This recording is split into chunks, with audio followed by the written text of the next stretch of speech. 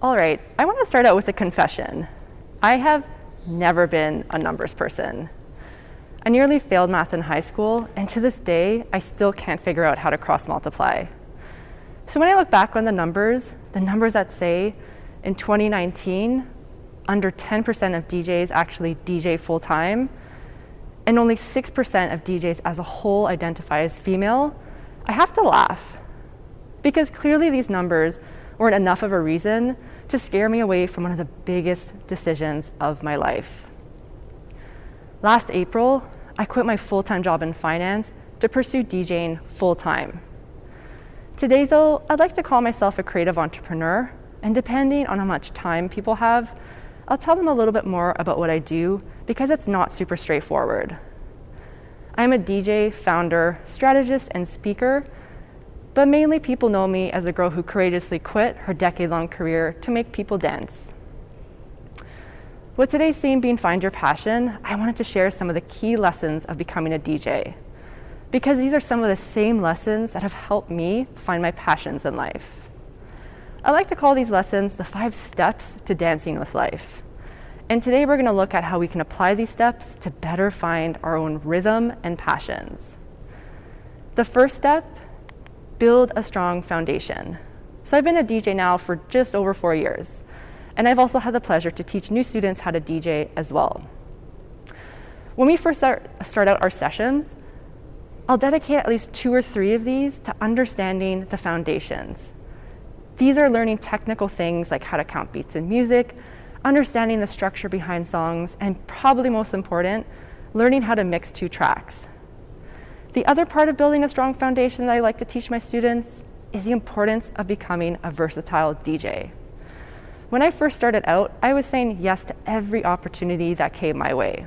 And this actually helped me build a very broad musical library. We're talking songs from every decade, genre, and even songs in multiple languages. So as I started to get booked for more gigs, people were often really surprised that I was able to play for a really young audience, but then also be able to get the super cool, nearly retired folks onto the dance floor.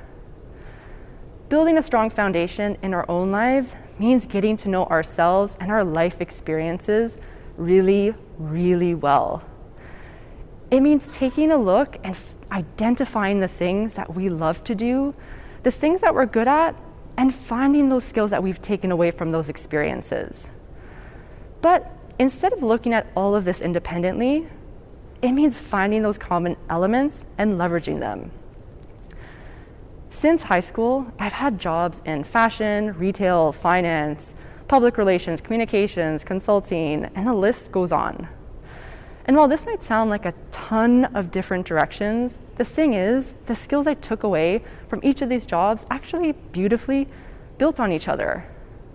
And as a DJ, I was able to leverage those skills to help me build my business to the point where I felt comfortable enough to leave my full-time job.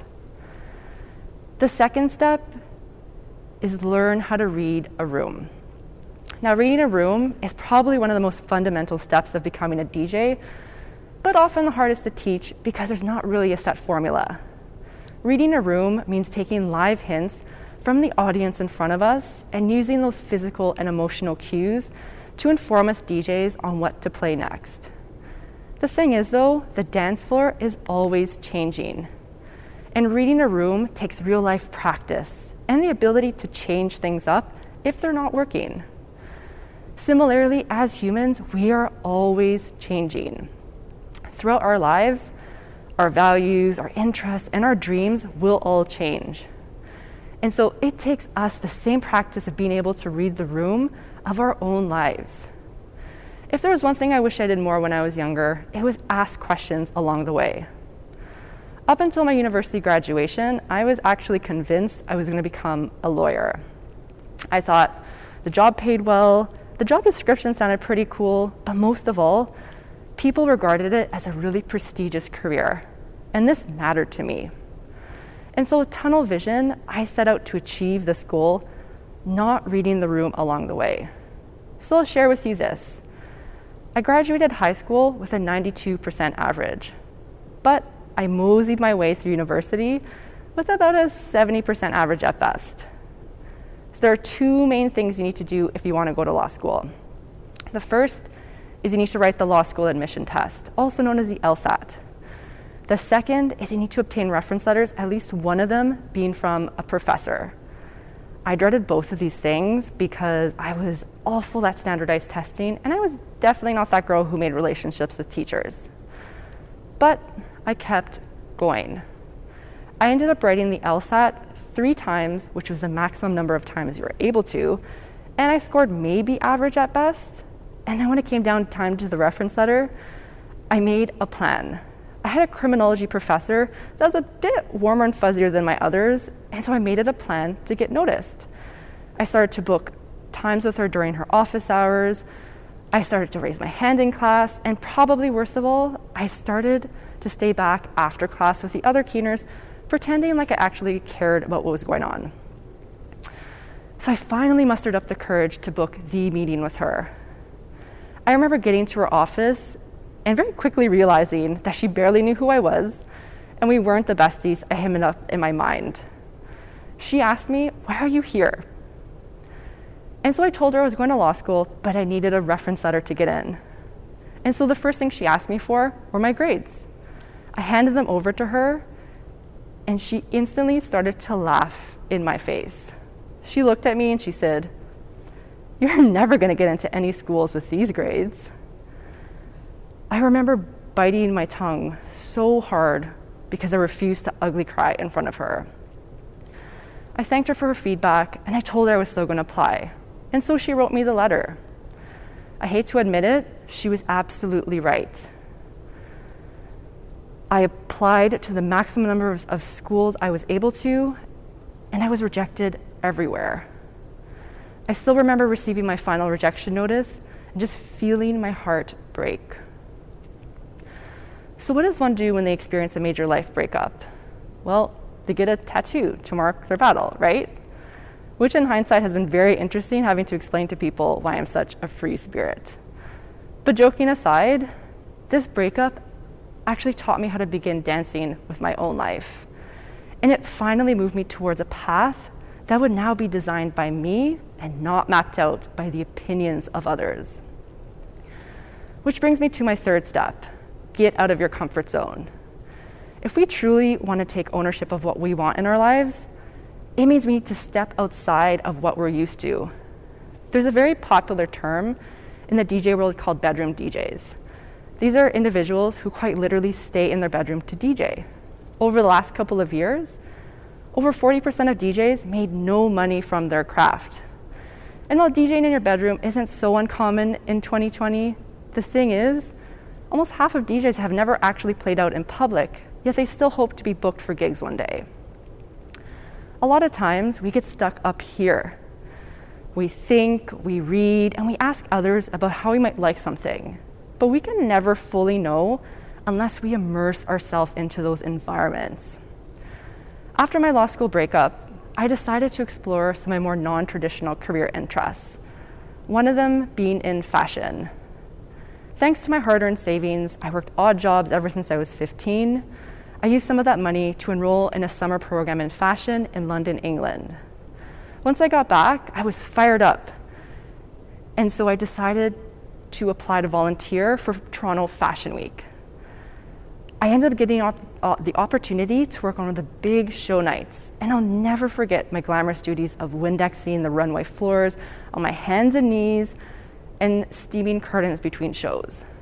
Now, while it might sound somewhat awful, I can't explain to you the happiness I felt about being in an environment that I dreamed of working in.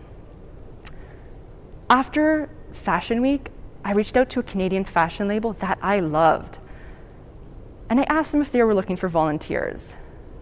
This conversation ended up with them offering me a part-time internship to manage their social media platforms, which later turned into a paid part-time position, traveling to New York with a team for fashion appointments, and even my own small team of interns.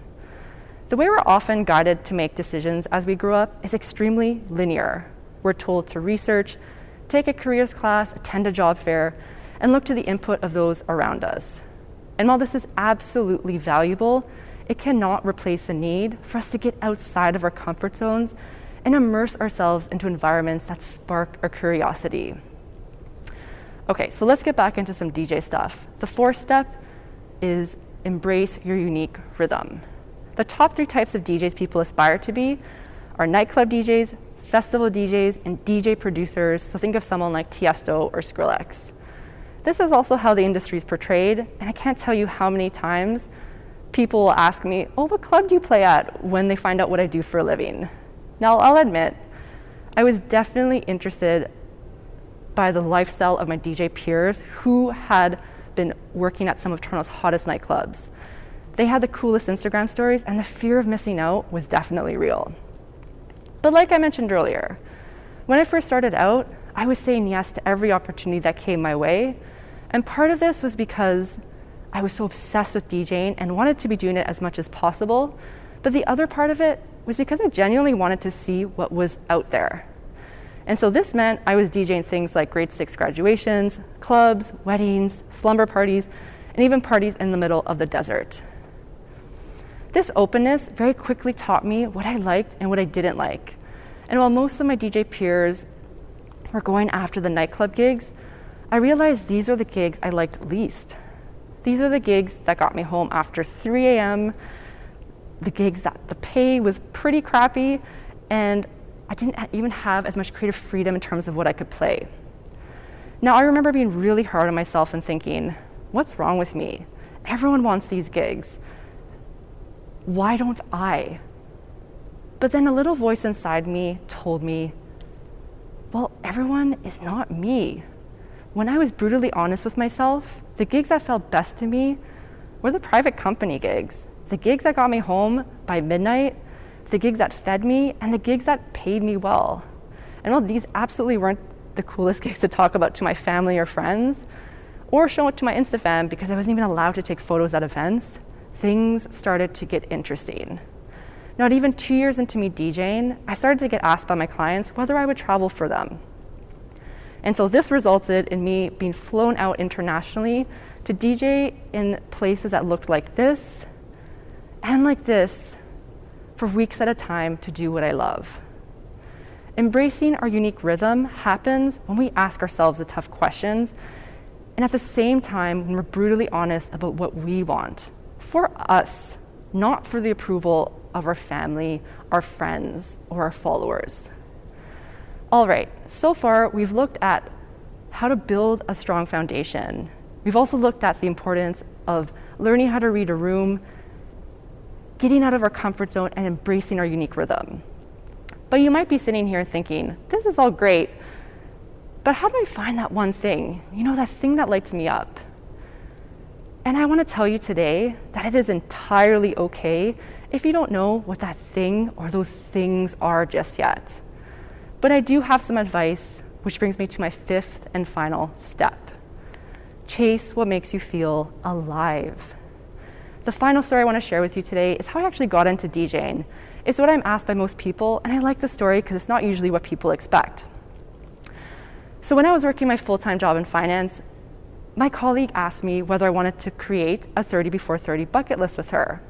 Now, this is a list of 30 things you want to achieve before you turn 30 years old. And so I agreed. And the first item I had on my list was to DJ a party.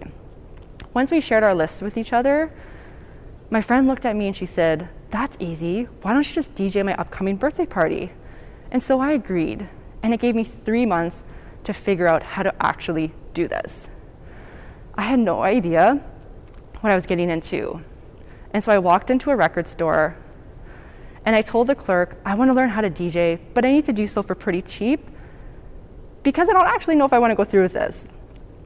He ended up selling me a very basic piece of gear, and I signed up for a few introductory lessons. The 3 months flew by, and I was as ready as I could be for the gig. I honestly barely remember how I felt during it because I was so nervous, but I'll never forget the morning after. I woke up with a smile from ear to ear, and I was in the best mood I could have ever remembered. And something in me told me I needed to chase this feeling. And so I did. At 29, I finally found something that made me feel alive. Feeling alive is the opposite of just existing. Feeling alive is experiencing the present moment more deeply than ever.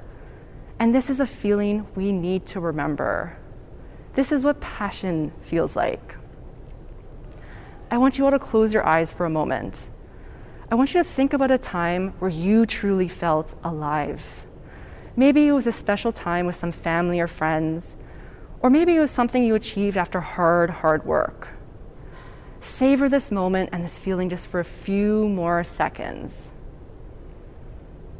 Now open your eyes. In a world where we aren't typically taught how to dance with life, I want you to know that the choice is yours. Dancing is getting to know ourselves and our life experiences really, really well. Dancing is not being afraid to change things up if they're not working. Dancing is immersing ourselves into environments that spark our curiosity. Dancing is asking the hard questions and at the same time being brutally honest about what we want. And finally, dancing is how we can truly find what makes us feel alive. Thank you.